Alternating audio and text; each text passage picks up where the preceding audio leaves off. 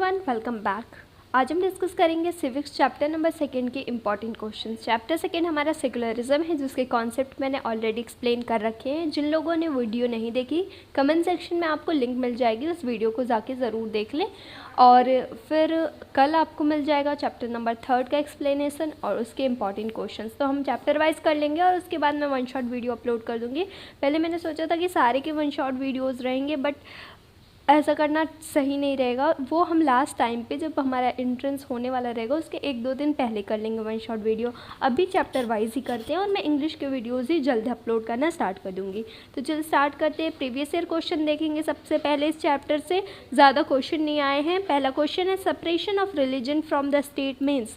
ये इसको क्या कहते हैं? सेकुलरिज्म कहते हैं। बहुत चैप्टर का नाम ही है सेकुलरिज्म, और मैंने समझाया भी है कि सेकुलरिज्म क्या होता है। स्टेट को रिलीजन से अलग रखना, गवर्नमेंट को रिलीजन से अलग रखना।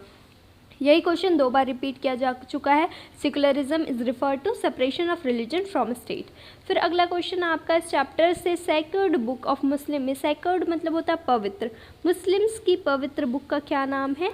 कुरान। ठीक है, कॉमन सी बात है, मुस्लिम्स का कुरान है। वेद किसका है? वेद हिंदूज़ का होता है। एक बार देख ले सारा, हिंदूज़ का सेक्रेड बुक कौन सा होता है? वेद। हालांकि उसके अलावा कई हैं, गीता है, महाभारत है, बट सबसे सेक्रेड बुक जो है, पवित्र बुक, वो वेद मानी जाती है। फिर आपका कुरान मुस्लिम्स का हो गया।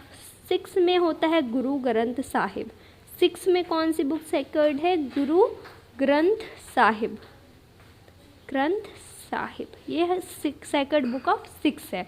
आगे बढ़ेंगे। अगला क्वेश्चन हमारा, अब प्रीवियस ईयर बस 2 ही आए हुए हैं, इसके अलावा एक्स्ट्रा क्वेश्चन हम डिस्कस करेंगे। Dash refers to the state from religion. That refers to separation of state from religion. इसको क्या कहते हैं? इसको कहते हैं सेकुलरिज्म। स्टेट और रिलीजन को अलग अलग रखना, that is called secularism. Next question, which country didn't allow non Muslims to build their worship places. मैंने डिस्कस किया हुआ है चैप्टर में कि कौन सी ऐसी कंट्री है जो नॉन मुस्लिम्स को, मतलब क्रिश्चियन, हिंदूज़ को, उनका प्लेस ऑफ वर्शिप नहीं बनाने देते, मंदिर या फिर चर्च नहीं बनाने देती। वो कंट्री है सऊदी अरेबिया। बिकॉज यहाँ पे मुस्लिम पॉपुलेशन डोमिनेंट है, सबसे ज़्यादा पॉपुलेशन मुस्लिम की है, और ये कंट्री नॉन सेकुलर है। नॉन सेकुलर है तो यहाँ पे जो दादागिरी चलती है सिर्फ मुस्लिम्स की चलती है, और बाकी लोगों को उनका प्लेस ऑफ वर्शिप बनाने से मना किया जाता है। ठीक है, आगे बढ़ेंगे। अगला क्वेश्चन है, in February 2004 which country has prohibited the wearing of conspicuous religious और political sign by the student. किस कंट्री ने 2004 में, फरवरी 2004 में कोई भी रिलीजन या पॉलिटिकल साइन स्कूल में पहनने पे प्रोहिबिशन लगा दी, बैन लगा दी? वो कौन सी कंट्री थी? फ्रांस। ठीक है, 2 चीज़ें याद रखनी है। क्वेश्चन अगर उल्टा करके पूछ दे कि किस टाइम पे फ्रांस ने बैन किया ये, तो फरवरी 2004 आपने ये याद रखना। अगर आपसे ऐसे डायरेक्ट क्वेश्चन पूछेगा तो फ्रांस ही वो कंट्री थी जिसने पॉलिटिकल और रिलीजियस साइन पहनने पे बैन लगाया। विच of the following is Jewish state. Jewish एक रिलीजन टाइप का, ठीक है, ज्यू एक रिलीजन है, ज्यूइश लोग। पूछा जा रहा है किस कंट्री में सबसे ज़्यादा है, कौन सा कंट्री है, कौन सा स्टेट है जहाँ पे सबसे ज़्यादा ज्यूइश पॉपुलेशन है? वो है इज़राइल। डिस्कस किया हुआ मैंने, इज़राइल में ज्यूइश पॉपुलेशन सबसे ज़्यादा है। ठीक है, सऊदी में मुस्लिम पॉपुलेशन सबसे ज़्यादा है। आगे बढ़ेंगे। The term secular has been added in Indian constitution by which amendment. पहले सेकुलर टर्म इंडियन कॉन्स्टिट्यूशन मतलब प्रियम्बल में नहीं था सेकुलर टर्म। मैंने आपको बताया इसे ऐड किया गया था 1976 में bye 42nd amendment, bye 42nd amendment. ठीक है, तो ऑप्शन नंबर फर्स्ट यहाँ पे सही है। 42nd अमेंडमेंट याद भी रखना है। 42nd अमेंडमेंट 1976 में हुआ था। अमेंडमेंट बोले तो चेंज, कॉन्स्टिट्यूशन में हम चेंज करते हैं अपने कॉन्स्टिट्यूशन को बेहतर बनाने के लिए, उसे अमेंडमेंट कहा जाता है। आगे बढ़ेंगे। Right to freedom of religion is included in which of the following articles. Option है article 14 to 18, article 2 article 32, article 3 option 3 article 16 to 21, option 4 article 25 to 29। Okay, religion, freedom of religion किस article में discuss किया गया है? It is discussed in article 25 to 29। ठीक है, मैंने सारी चीज़ें डिटेल में डिस्कस की हुई हैं एक्सप्लेनेशन वीडियो में, फिर से दोहराऊंगी। जिन लोगों ने नहीं देखी वो जाके देख ले, और लिखते रहा करिए जब मैं पढ़ाती रहूँ, नोट्स बनाते रहिए। इंट्रेंस के टाइम पर आपको रिविज़न में काफ़ी हेल्प मिलेगी, तो लिखते रहा करिए जो चीज़ें मैंने कॉन्सेप्ट वीडियोज़ में पढ़ा रखी हैं। आर्टिकल 25 से 29 है right to freedom of religion. Which religion supported untouchability, किस रिलीजन में अनटचेबिलिटी को सपोर्ट किया गया है। अनटचेबिलिटी पहले देखते हैं किस आर्टिकल के तहत बैन किया गया। आर्टिकल 17 में अनटचेबिलिटी को प्रैक्टिस करने से मना किया गया। ये डिस्कस कर लिया हमने चैप्टर फर्स्ट में। अब पूछा जा रहा है किस रिलीजन में अनटचेबिलिटी को सपोर्ट किया जाता है। वो रिलीजन है हिंदुइज़्म। ठीक है, हिंदुइज़्म में ही अनटचेबिलिटी को बढ़ावा दिया गया है, बाकी किसी भी रिलीजन में इसका कोई भी सिग्निफिकेंस नहीं है। हिंदुइज़्म में ब्राह्मणिज़्म जो है वहाँ पे अनटचेबिलिटी को ज़्यादा फोर्स दिया गया है। वहाँ पे जो लोग हैं, पीपल हैं, उनको 4 कैटेगरी में डिवाइड कर दिया गया और जब जो लोअर कैटेगरी हैं उनको अनटचेबल कहा गया। तो ये जो रिलीजन है वो है हिंदुइज़्म।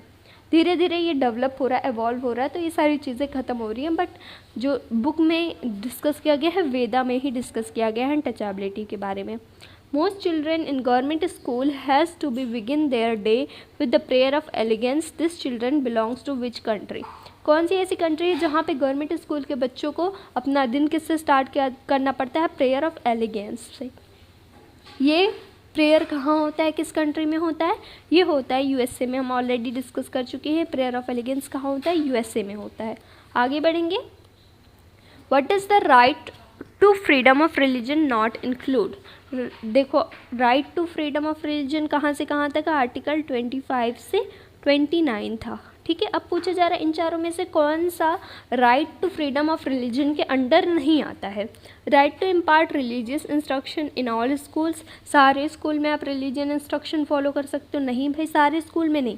वही स्कूल जो पार्टिकुलरली किसी, जैसे मदरसा हो गया तो मदरसा में आप इस्लामिक दो, मंदिर वाले स्कूल है तो वहाँ पे हिंदुइज़्म का कॉन्सेप्ट दो। ऐसा नहीं कि सारे स्कूल में आप ज़बरदस्ती अपना रिलीजन पढ़ाओ, कोई ऐसा नहीं रूल है। ठीक है, तो ये वाला गलत हो जाएगा। Freedom to open religious institution imparting religious education. ठीक है, अगर आप अपने रिलीजियस एजुकेशन को फैलाना चाहते हो तो आप कोई भी एजुकेशनल इंस्टीट्यूशन खोल सकते हो, जैसे मदरसा बना लिया आपने या फिर कोई मंदिर बना लिया, ठीक है, मठ बना लिया, वहाँ पे अपने रिलीजियस एजुकेशन दो, कोई मसला नहीं है। लेकिन सारे स्कूल में नहीं दे सकते। Freedom to practice any religion, जी हाँ, कोई भी रिलीजन प्रैक्टिस करो। फ्रीडम टू चेंज रिलीजन, अगर आप अपने रिलीजन से सेटिस्फाई नहीं हो तो चेंज कर सकते हो। यहाँ पे ऑप्शन नंबर फर्स्ट सही है कि ये right to freedom of religion के अंडर नहीं आता। अब किसी हर स्कूल में जाके रिलीजियस इंस्ट्रक्शन नहीं दे सकते। ठीक है, लोग उसके अगेंस्ट जाएंगे, बोलेंगे। आगे बढ़ेंगे। What does to force someone to do something mean? This means question. मैंने बताया था क्वेश्चन मतलब किसी को कुछ ज़बरदस्ती करने के लिए फोर्स करना। ये हो गया ऑप्शन नंबर ए आपका सही। What refers to the state's effort to influence a particular matter in accordance with the principle of constitution. ठीक है, ये जो टर्म है, ये जो लाइन है, इसके लिए कौन सा टर्म इस्तेमाल किया जाता है? The state efforts to influence a particular matter in accordings with the principle of constitution. ठीक है, स्टेट के पास ये अधिकार है कि वो कोई भी पार्टिकुलर मैटर को प्रिंसिपल, कॉन्स्टिट्यूशन के प्रिंसिपल के अकॉर्डिंग उसको इन्फ्लुएंस करे। तो इसको कहते हैं क्या? इंटरवेन। क्या कहते हैं? इंटरवेन। में सारे कॉन्सेप्ट एक बार फिर से समझा देती हूँ। यहाँ पे जो चैप्टर है आपका, चैप्टर सेकेंड, इसके लास्ट में जाएंगे एनसीईआरटी में इस तरीके का कुछ दिया गया है ग्लॉसरी। ठीक है, एक सेक्शन दिया गया है ग्लॉसरी का। क्वेश्चन का मतलब क्या होता है? किसी को ज़बरदस्ती कुछ कराना, to force someone to do something. ठीक है, ये याद रखना है। इस चैप्टर के कंटेक्स्ट में क्या है? It refers to the force used by legal authority like state. मतलब स्टेट किस तरीके से अपनी बात मनवाने के लिए कोई चीज़ फोर्स करता है। ठीक है, जैसे फंडामेंटल राइट स्टेट ने बनवा दिया तो हमें मानना पड़ेगा। सो इसे कहते हैं कोerसन। दो चीज़ें यहाँ पे याद रखना। अगर पूछ ले to force someone to do something तभी कोerसन होगा। अगर पूछ ले it refers to the force used by legal authority like state तभी कोerसन होगा। फिर आप देखो इंटरप्रेट का क्या मतलब है? इंटरप्रेटेट का मतलब है it refers to a person's liberty to develop their own understanding and meaning of religion they practice। यहाँ पे आप कौन सा रिलीजन प्रैक्टिस कर रहे हो उसको जिस तरीके से आप इंटरप्रेट करना चाहो आप कर सकते हो। ठीक है, तो ये एक फ्रीडम की, एक पर्सन की फ्रीडम है कि वो जिस रिलीजन को फॉलो कर रहा है जिस तरीके से उसको अपने हिसाब से समझे, जो उसको समझ में आ रहा है उसको जो मीनिंग बनानी है वो बना ले। तो इसको फ्रीडम ऑफ टू इंटरप्रेट कहा जाता है। तो इंटरप्रेट टर्म का मतलब आपको पता होना चाहिए। इंटरवीन का मतलब state's effort to influence a particular matter in accordance with principle of constitution. इस तरीके से डायरेक्ट क्वेश्चन पूछा जा सकता है। ठीक है, सेम डेफिनेशन देके। तो ये तीनों डेफिनेशन आपको क्लियर होनी चाहिए। Who were persecuted in Hitler's Germany. Hitler कहाँ का रहने वाला था? जर्मनी का। ये एक बहुत बड़ा डिक्टेटर था। डिक्टेटर मतलब किसी की बात नहीं सुनता, बस अपनी वाली करता था, ठीक है। लोगों की कोई वैल्यू नहीं थी, अपनी जो करनी है वो करना है। तो हिटलर जर्मनी का रहने वाला था। इसने किसको मरवाया? किन लोगों को मरवाया? ज्यूज़ को मरवाया। इसका मानना ये था कि ज्यूज़ लोग जो हैं वो अच्छे लोग नहीं हैं, वो सुंदर नहीं हैं, वो काले हैं, ये वो दुनिया भर की बातें कह के लाखों करोड़ों की तादाद में इसने ज्यूज़ को मरवाया, ठीक है, लाखों की तादाद में। तो हिटलर ने किसको परसिक्यूट किया? ज्यूज़ को। हिटलर कहाँ का रहने वाला था? जर्मनी का रहने वाला था। आगे बढ़ेंगे। What is the status of US legislature in matter of religion. US legislature का क्या फेस है, क्या स्टेटस है इन मैटर ऑफ रिलीजन। तो देखो यूएसए में क्या है ना कि वो उन्होंने जो लॉज बना दिए हैं रिलीजन के ऊपर वही रहेंगे, वो कोई नया लॉ नहीं बनाएंगे, ठीक है। कोई भी अब नया लॉ रिलीजन के ऊपर नहीं बनाते, जो एक बार बन चुके हैं वही रहेंगे।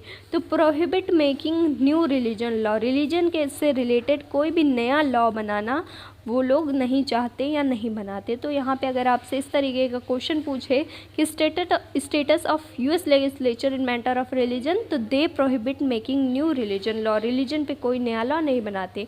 तो चैप्टर पे का एंड यहीं करते हैं। जितने इंपॉर्टेंट क्वेश्चन थे वो मैंने ऑलमोस्ट बता दिए। अगर आप लोग चाहो तो शफीकुर रहमान गाइड से और क्वेश्चन को प्रैक्टिस करते रहा करो। मैंने गाइड भेज दी है टेलीग्राम चैनल पे। जो बच्चे टेलीग्राम पे नहीं हैं वो टेलीग्राम पे एक अकाउंट बना लें और वहाँ पे जाके सर्च करें एंट्रेंस वॉरियर्स। वहाँ पे आपको शफीकुर रहमान गाइड की PDF मिल जाएगी और उससे सारे MCQs की प्रैक्टिस किया करें। Thank you everyone, bye bye, अल्लाह हाफिज़।